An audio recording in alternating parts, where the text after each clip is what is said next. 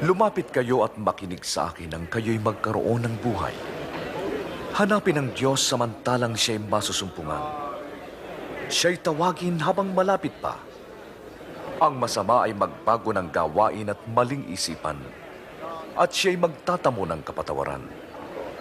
Ikaw ay lilisan ng may galak at kapayapaan.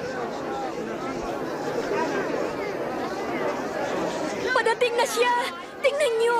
Jesus! Jesus! Nakikiusap ako. Iligtas po ninyo ang aking anak. Ginoo, maawa ka. 2 taong gulang pa lamang siya at naghihingalo. Ginoo, sumama ka sa akin. Jairo, ikinalulungkot ko. Jesus! Patay na ang iyong anak. Huwag mo nang abalahin ng guro.